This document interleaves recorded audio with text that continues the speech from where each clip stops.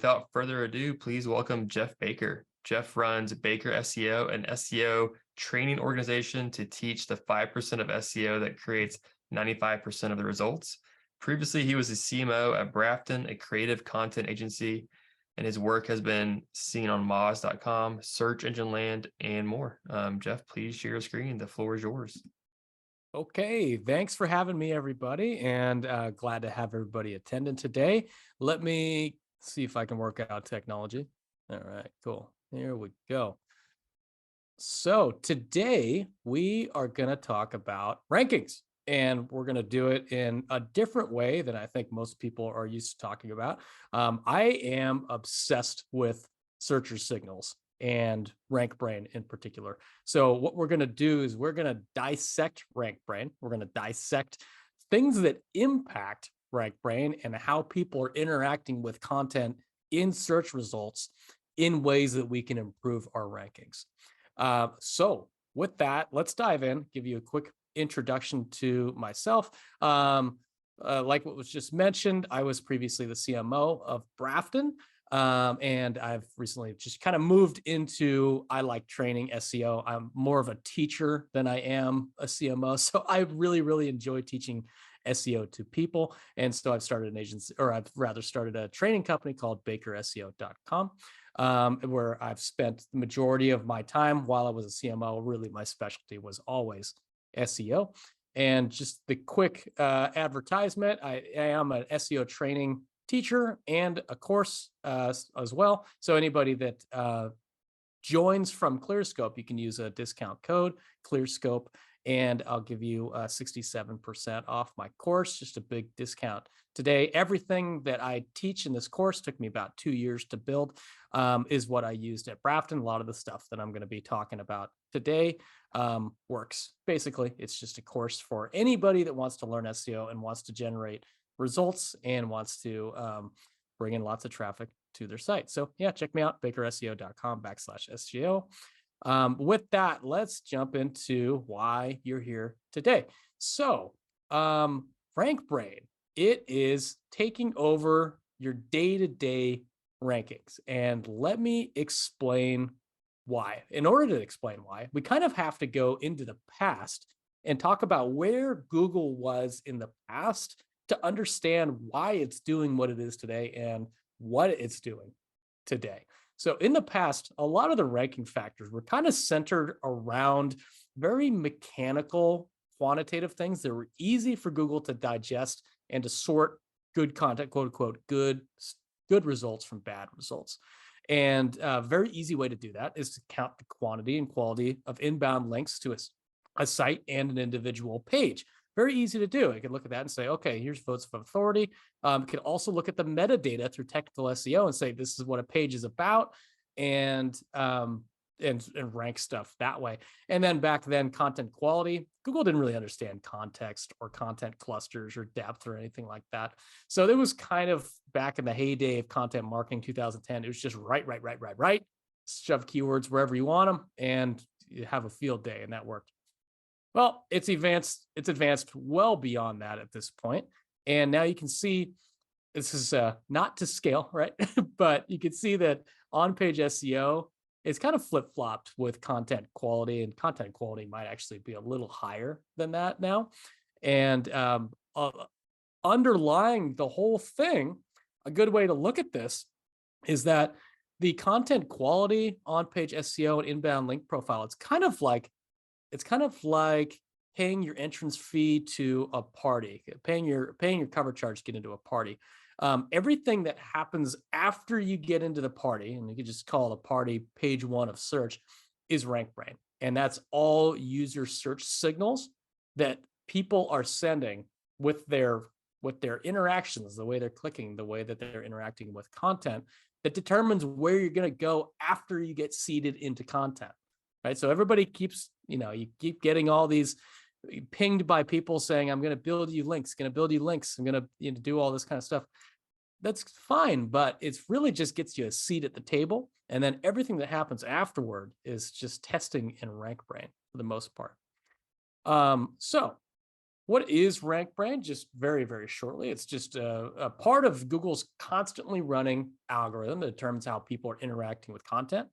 And based on those interactions, it's going to rearrange the results the way it best sees fit based on how people are interacting with it. So you send good signals, user signals, searcher signals, and you move up. Send bad signals and you move backwards. And this is kind of the way it could look over time. So if you create a new piece of content, it could kind of look like this with the events happening on the top and then the influencers happening below. And so the first thing that would happen is your content would get indexed, and that's influenced by your technical SEO, making sure the tires are on the car and actually running, right? And then you get seeded into content, into search results. Google's going to take a look at your link profile, your technical SEO, all the metadata stuff, and how well you've covered your content cluster for the keyword that you're targeting. And it's going to seed you where it thinks you belong. And then everything else after that is just going to be testing and fluctuations based on testing from RankBrain. Here's an example. So brand new piece of content. Google took a look at it and said, position 4. This is where this one goes, right? Here's the technical. We understand what the page is about. We understand how in-depth the content is. Now we need to figure out where it should go from there. This is your test position. It did well in position 4, and then it got a new test in positions 2 and 3. And based on how it does in those positions, it's either going to move up or down. It's going to be in a constant state of new tests in a higher position, lower position, and it's going to be constantly rearranging. Here's an example I stole directly from Bernard, actually, from a different presentation. You can see this one got an initial seeding around position 15. Google said, position 15-ish, that's where you're going. And then it got a new test. Said, okay, it's doing pretty good. We're going to give it a test between positions 1 and 3. Didn't do well. You can see right where my cursor is, dropped back down and got a new test in its new position. Did pretty well there, and then got bumped all the way up to positions 1 and 2. Didn't do well there after a few weeks, and then dropped back down again. This is all just unlikely that there was link building things that are doing this. It's likely that it was user signals through RankBrain. So we need to talk about what are the signals that RankBrain is looking at, right? So what kind of things is RankBrain caring about? And those are usually the 3 main things: expected click-through rate, dwell time, and pogo sticking. So expected, I'll just explain which each one of these things are. Expected click-through rate is basically based on your position and relative to your competitors, what is your click-through rate? So in this example, you can see position 2 has a lower click-through rate than expected given its position. So what's going to happen is Google's going to look at that and say, that's not very clickable content. For one reason or another, we're going to shoot them down and give them a new test lower on the page. Here's an example of that actually happening with a client that I was working with. You can see it doesn't look like it, and sometimes charts can be deceiving, but in this initial phase, they had a click-through rate of 48% for this keyword, and then it actually dropped 19% down to 39%. And as a result, it got a new test a little bit more regularly in position 2. Click-through rate dropped, and I'm assuming another piece of content got a higher click-through rate during that time period, and they got a test in position 1, and we now got our new test in position 2. Dwell time, just how much time people are spending on your content before they go back into search results. So if people are going and spending just a couple seconds on your page and going back, that's sending a negative signal. Whereas if they stay for a long period of time and then they go back, better signal. Even better, they never go back to search results, which is very, very related to pogo sticking, which is when people go into your content and then they go back into search results and then they click on somebody else's content to try to weave together a complete picture of what it is that they're looking for, because you didn't. That sounds a really negative signal. So if you look at this top example, if this top result has 92% pogo sticking and the rest have much, much lower than that, then it's sending a negative signal. And guess what? They're going to shuffle the deck and you're going to get moved around. All right, so we know what the factors are. Now we need to figure out, how do we influence these factors? What are some of the things that we can do that can change how these signals are being sent and how they're being read by Google?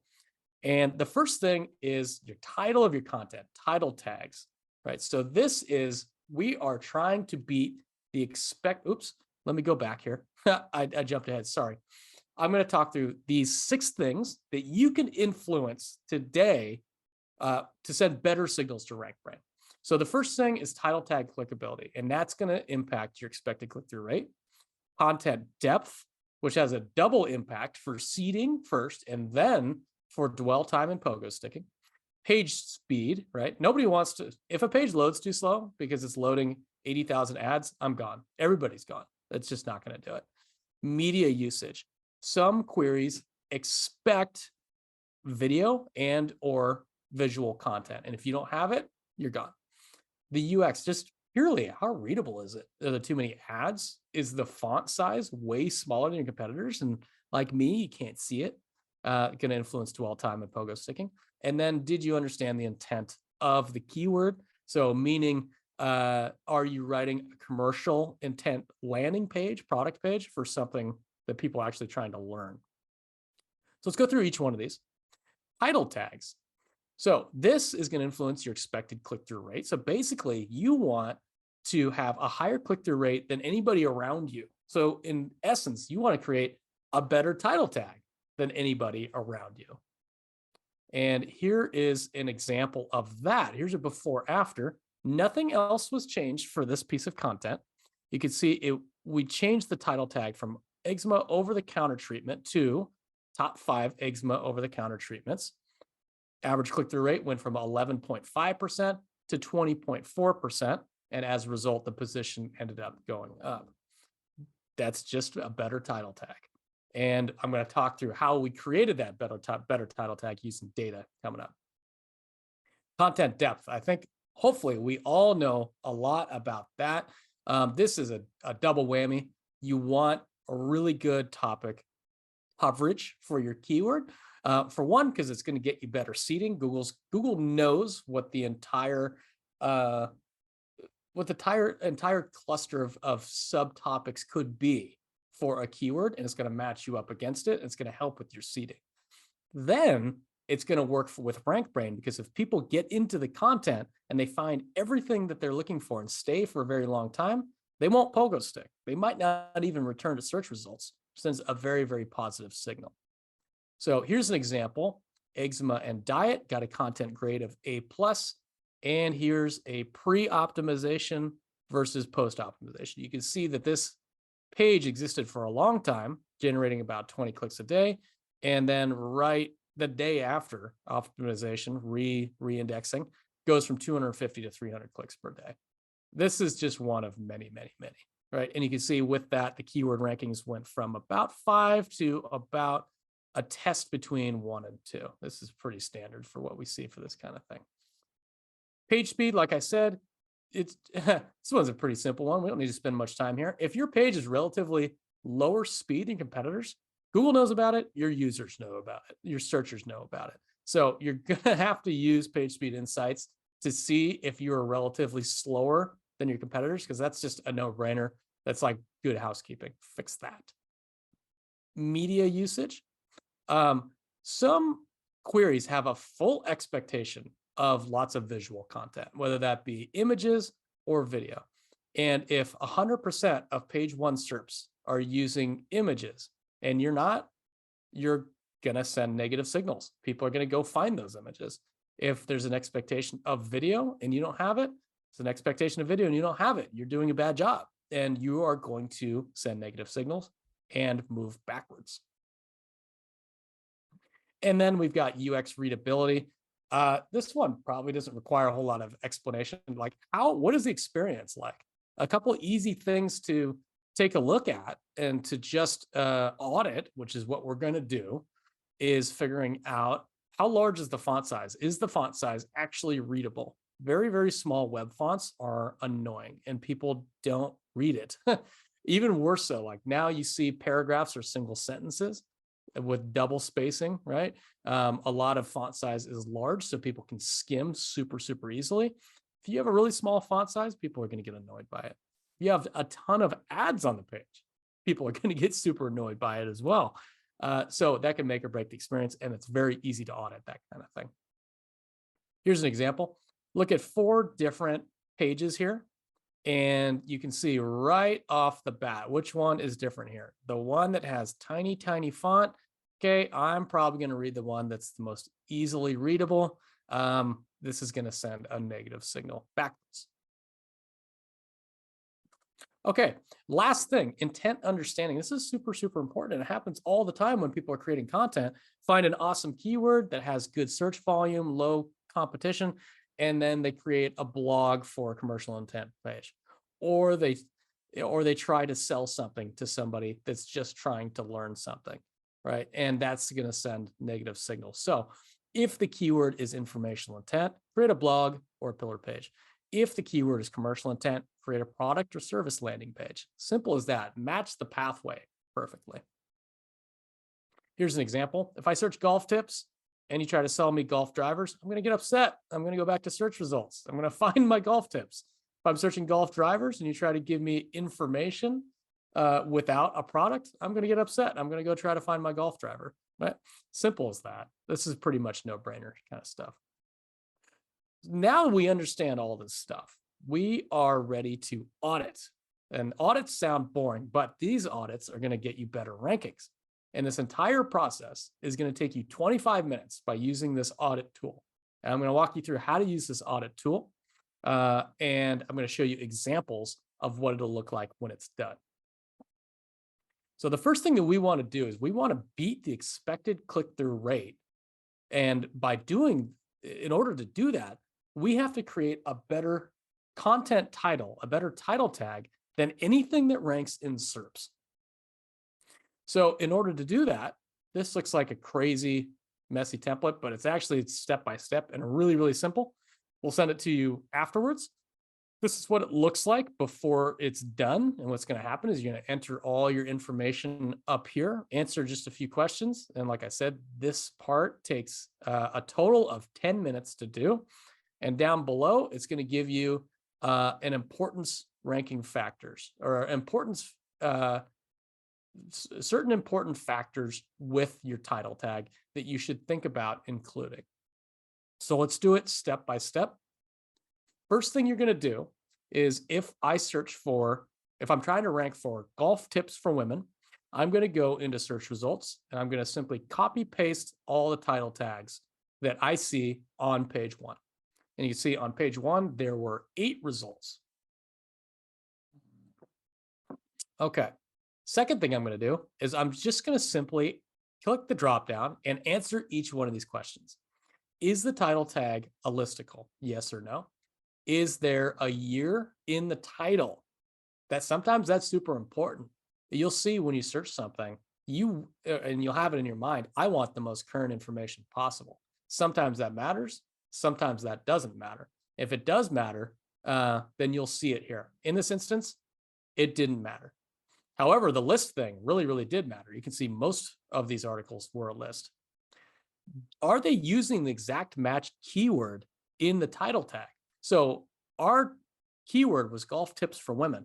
We want to know if the titles are using golf tips for women in them. And in this instance, that's happening a lot. Recently published, right? So when you search for something, you'll see right below in SERPs when it was published or when it was updated. And sometimes this is really, really important because, again, people want to know that it's current information, sometimes depending on the topic. And this is why we do this as part of an audit before we write content, because we don't know what's important yet. Every keyword is different, and we don't know what people care about until we search it and go in and just do this manual work, which is hard work for sure, but we don't know until we do that because every keyword is different. And RankBrain is what it's done is it's giving you a perfect example. It's giving you the result of how people have voted.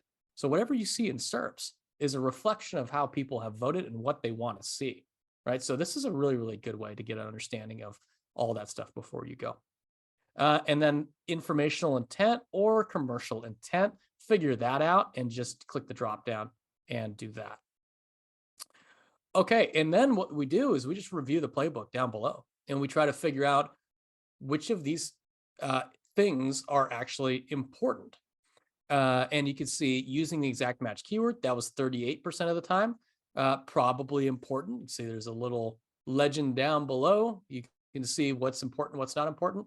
Having a year in the title doesn't seem to matter at all. So I'm not gonna waste title tag space, of which you only have so many characters. I think 55 to 70 characters or so.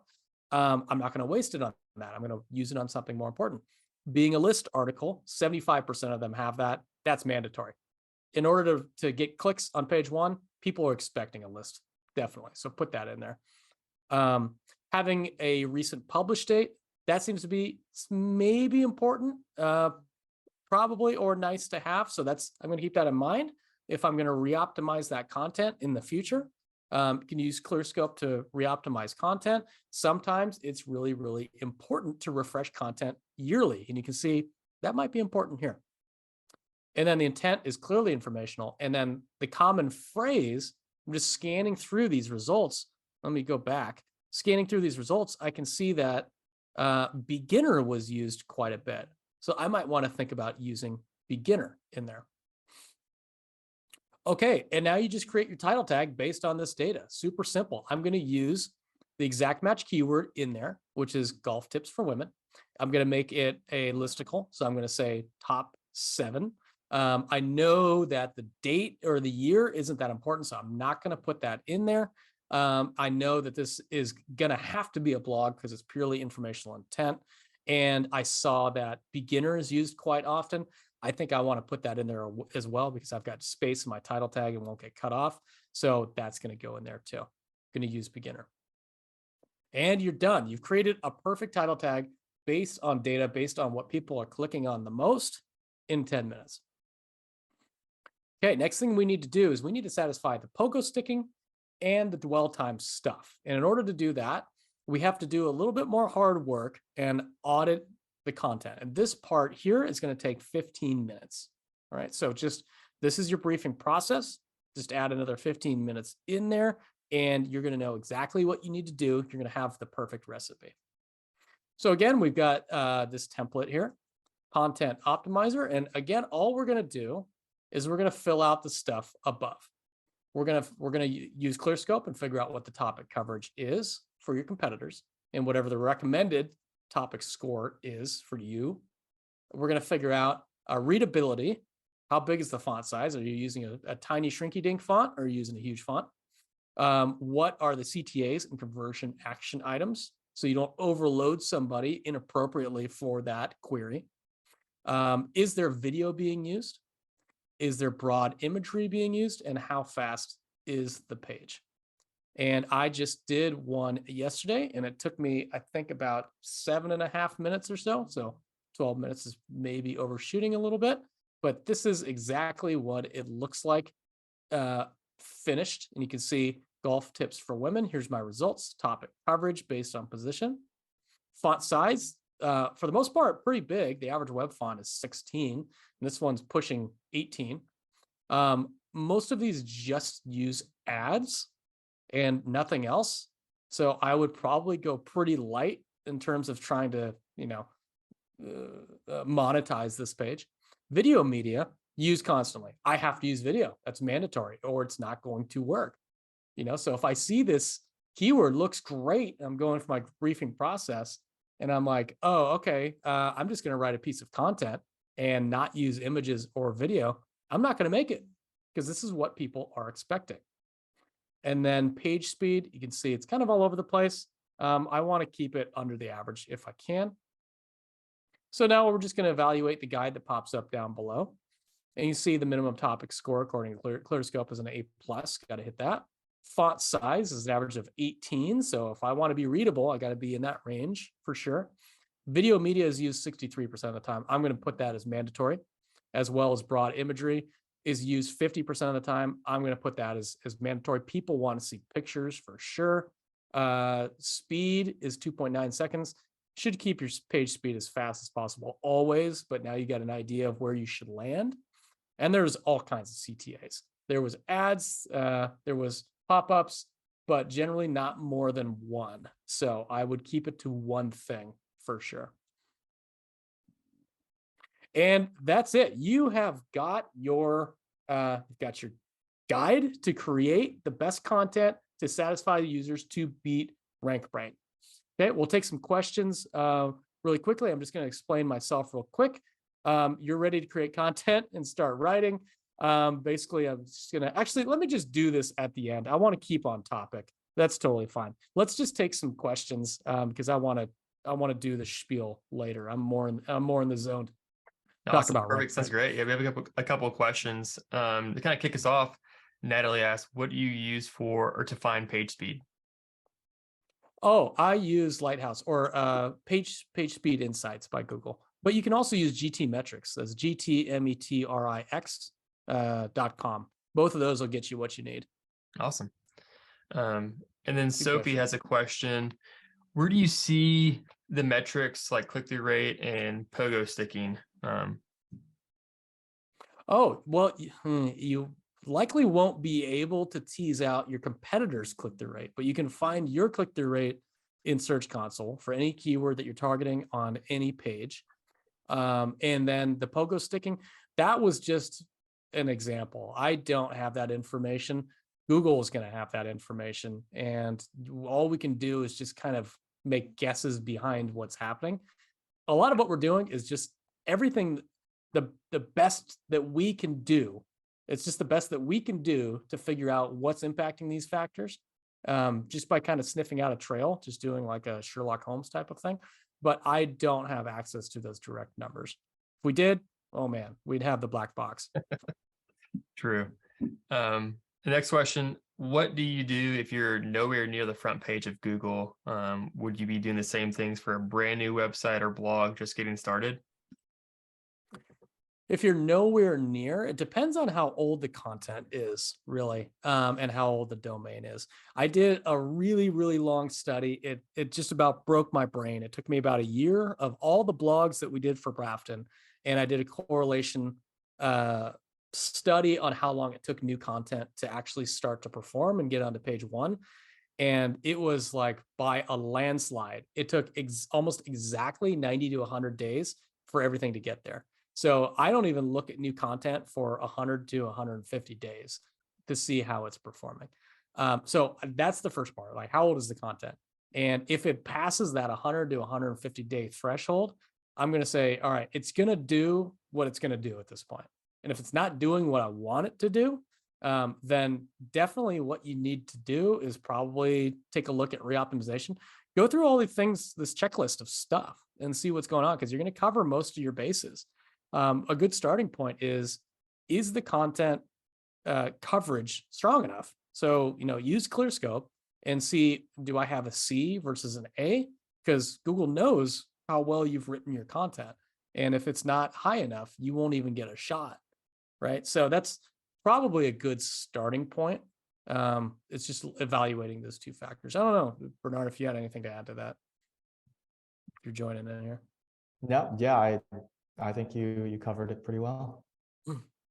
Cool. Yeah, and right back in if that didn't answer your full question. Yeah, Jeff asked, if you have hundreds of thousands of pages, how do you perform these audits at scale?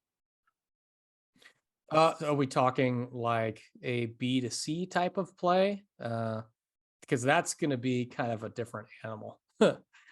This is probably better suited to like long form content, blogs, or just a few product pages. Now you're talking Jeff about confirmed it is B2C. It is B2C. Yeah. Okay. So with product pages, you're probably not going to get away with doing individual stuff or writing long form content, right? So I'm assuming by doing B2C, large scale enterprise like level content, you're going to have to create some sort of template and replicate it and test that across a broad set of pages, right? So I probably would take, if it were me, I'd take a sample of like 5 to 10 products and evaluate how those are doing using this checklist, and then make tests. And I would probably start by making tests to your title tags, because I'm sure you've got a universal like title set up the way that you've got it, using boilerplate or not using boilerplate, using the keyword at the beginning, not using colors, whatever, and make tests to that before you move on. There's a good tool that actually uses title tag testers that you can scale across like large companies. Zippy makes it, and I think they might have changed their name. Check out zippy.com. Cyrus Shepard helped make this thing, and I think they separated the business into a different entity, but you can do this kind of thing at scale. But yeah, I would do it across clusters of pages and test that and see how it does. And then if it does well, you're going to have to scale up, changing your changing the way your title tags are written, or second phase would be adding some content maybe to the bottom of the page a little bit, where it's not interfering with the product purchase cycle, and see how that does. So I'd probably follow that order. Super cool. Different animal, B2C. That's a good question. And then does optimizing the meta descriptions, does that make any impact? And how do you approach that? Yeah, not directly. It's not going to impact your rankings as you get seated, and it's not going to impact your rankings as it just sits there as a direct factor. But if you've got, my rule of thumb is just sanity check a few of them to make sure that they look decent. And if they look like webdings, if they look really terrible, where it's pulling in like your nav bar and it's all caps and things like that, then you're probably going to want to fix them, because what can happen is people look at that and say, oh, that's pretty sloppy, I'm not going to click on that. And it'll impact your expected click-through rate because it looks really, really sloppy. So for the most part, I don't spend the time custom writing a bunch of meta descriptions unless it's like the homepage and a few product pages, just because Google's going to pull in what it's going to pull in. And if it looks okay enough, it's not going to detract from clicks. Yep. And then Daniel has a question. So for a blog or informational website that monetizes primarily through ads, what's the value in knowing that better ranking pages have fewer to no ads? Oh yeah, that's a good question. Probably I would think about how I'm serving those ads. How much is it obstructing the user experience, right? So if you've got ads that are loading insanely slow, Forbes is an awesome example of this. If you go to Forbes and it immediately like breaks, my page will freeze every time I load. My entire computer will freeze for like 5 seconds every time I load a Forbes article, because there's ads in the top bar, sidebar, and inside within the content, in the content, and it'll break the entire experience, and I get so freaking mad. So I would probably take a look at what competitors are doing in terms of serving up those ads. Are they at the top? Are they embedded in the middle? Are they in the sidebar? And how many are they using? Right. So a good rule of thumb is just like user experience first. Are you obstructing, or are you actually adding to the experience in a way, or net neutral to the experience and not harming somebody's interest, like their intent for getting to that page? I think that's pretty much a good rule of thumb for anything. You can definitely use ads, but just be very mindful in where you're putting them and how many you're putting there. Nice. And then what are your thoughts on how backlinks influence RankBrain? I don't think backlinks influence RankBrain. I think backlinks help get you seated. I think they'll give you a shot. Basically, you build a bunch of backlinks, and Google will say, okay, this looks like an authoritative piece of content, got a bunch of good votes. Let's put it, if we're in position 7, let's give it a shot in position 3. You might shoot all the way back down to position 7 just because you didn't satisfy the searcher intent signals, right? So all it did was just give you a new shot. And what Google cares about is how well you're helping searchers, how well you're helping somebody find what they're looking for with the intent that they're searching for it, And vice versa. Like if you get yourself a little boost, you're on page 2 and you get a shot on page 1, and you did a really, really good job with searcher intent signals, and you might end up moving up. But I think really links are just buying you a seat at the table for the most part, but there's no guarantee that you get a bunch of links and you get to position 1 and you're going to stay there. I mean, that's really just like, it's like using nitrous on your car. It's just going to give you a booster, but you're going to run out. And then everything else is going to depend on the rest of on the engine, on everything else that happens afterwards. That's the way I see it. It's a little bit controversial, but I think that's the direction Google search is moving. Nice. Yeah. Bernard, just kind of a follow-up too, that we can kind of, that's thematically relevant. If it helps getting you a new shot regarding like backlinks, how do you approach getting backlinks? Is pursuing high DA sites still to play, or does quantity matter? I would always take quality over quantity. I mean, I think one high DA site backlink from a 50 plus, 60 plus is worth 10 20s, or maybe even the 20s will be detrimental. I don't know. It depends on the quality of those 20s. So yeah, I think acquiring high quality backlinks, just a few really high quality backlinks, is way superior to just trying to gobble up as many low authority backlinks as possible. Awesome. It's a good question. But I really think, let me just put it like an aside on that. I really think that backlinks, what was I going to say about that? Using this, sorry, using these techniques and writing content using ClearScope is going to do an awesome job of creating the best content on the planet, right? Which is what your intent should be. And you will gather way more links than manual outreach, which is going to get like a 1 to 3% hit rate by doing all of this manual outreach stuff, as opposed to just creating really good content that naturally gains a bunch of links. I think that's really the link building of the future. Interesting. And Andre asked, they're doing their best to follow the topic cluster and pillar page model. Any recent developments or tips around that practice? Sorry, say that again. My brain. Yeah, so they're doing their best to follow the topic cluster and pillar page model. They're asking, are there any recent developments or tips kind of supporting that practice that you're familiar with? I don't think there's any like new stuff that I've read about in terms of that. I think it's a great strategy. I think building topic clusters and supporting it with as much content nested within that topic as possible is awesome. And I think that's still the move. I've got nothing to add to that, really.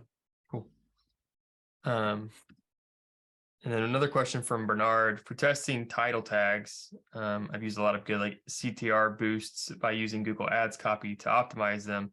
Have you tried something similar to influence title tag CTRs? Yeah, I used Zippy. And I'm sorry, I think they might have changed the name of it, but I think if you go to zippy.com, I think it'll show you where it went. But what it'll do is it uses Cloudflare, and it syncs directly with your website, and you can test 2 different title tags, and it'll A/B test them for you, and it'll give you a projected CTR increase based on, like, I think you need a month's worth of data, and it'll give you a clear winner or loser. It's pretty cool. I actually ended up demoing that thing while it was in like super beta, and it was working for me then. Like I actually got, I think, an increase of 10 to 20% when I used it for click-through rates across like 10 of our top pages. So it worked for me. But that's the only thing I've used when I didn't have access to that. I would just manually do it, and I'd make a note, just change my title tag, make a note of when I changed the title tag, compare before or after in Search Console, and pick a winner. Not as clean, but it's old school. Yeah, super cool. Yeah. And then a question from Sophie. When you are testing title tags, are you changing the URL too? No. Oh God, no. So if you change the URL, what's going to happen is you're creating a new page. And if you create a new page, you're starting at net zero, and that new page is starting a brand new clock. And you might actually, if you don't have a redirect, you've got 2 pieces of content that are the same, and they're just going to fight against each other. So that's a great question. When you're reoptimizing content, keep the URL exactly the same and optimize the content, change just the title tag, and then click update, right? Because then Google's going to see when the content was updated and that it is an existing piece of content and it's now a better piece of content for the searchers, right? So yeah, never change your URL. Just change the content within it. You can change your on-page stuff, no problem, as long as it stays within the same vein of the topic cluster that you're writing about. And yeah, enjoy your results. Good question. Awesome. So Jordan's got a kind of a follow-up question for that. And it says, if the URL is not optimized, though, shouldn't it still be updated and then use a 301 redirect? I actually, there's a lot of debate around, like, I think you're thinking optimized in terms of using the keyword in the URL. I think it's such a negligible bump that you're going to cause more problems with redirects than what you're going to get by using the keyword in the URL. Like exact match URLs, I think is what it's called. It was a kind of an old school, another technical signal that used to matter somewhat in the past, and they'd even use it in like the root domain. But I think you're going to cause more problems than you're going to stand to gain from it. So I would probably focus more on content than starting to get into redirects and changing URLs. Though I would say it depends on how bad the URL is. Like if you've got one of those ones that's all alphanumerics.php or something, or underscores, yeah, if you've got a bunch of underscores URL, if it's really, really bad, not following breadcrumb best practices, then you might want to think about it because you could have some detrimental effects. So I think it depends on your scenario. But if you're talking about the latter, or the former, I never remember what that is. The first one, where you're not using your exact match keyword in there, I wouldn't worry about that. Awesome, like that. And then Ben asked, if RankBrain is reshuffling the SERP all the time, how would we know to update a page that took a drop, since the drop may be only temporary? Yeah, something else might be getting a test there. And that's probably the case. Something else is getting a test in your position, and it's going to see how you're doing. So for me, I react to this very, very quickly. And what I'm doing is I'm tracking all of the keywords that I'm trying to rank for in blogs and landing pages separately in different lists. And if I see something moved down, it's likely because my competitor did something. And I want to evaluate if their content got improved, if their title tags changed. You can use hrefs to determine that kind of stuff. And if they have, I'm going to make a move too. I'm going to go through this checklist. I'm going to be like, is my content up to snuff? Is it like dead on hitting my content score recommended by ClearScope? Is my title tag doing that 10-minute audit? Is it good? I might find out my content is dated best tips 2021. And I got a competitor that just wrote best tips 2023. And now people are clicking on that more and they're getting a test ahead of me. Right. So I'm going to jump in there and go, oh, shoot, I need to rewrite that content and update it for 2023. So I'm like, I just keep all these keywords in a list and I use that as my trigger. I go down, it means somebody else did something and they're getting a test. And I want to stop them from getting that test as quickly as possible. Awesome. Well, that's all the questions we've got, Jeff. Definitely appreciate your time. I think you did a great job. Also, everybody drop in a note, follow Jeff on LinkedIn and Twitter, let him know how much you appreciated his talk today. And then Jeff, I'm going to kind of give you some time if there's anything you wanted to share with the audience before we give everybody back their day. Now, before we wrap this up, don't forget to share, like, and subscribe so you don't miss out on more great content from the industry's best SEOs, content marketers, and content strategists. The ClearScope webinar series happens every week and helps SEO content creators of all skill levels advance their knowledge. Hope to see you. Tune in next time.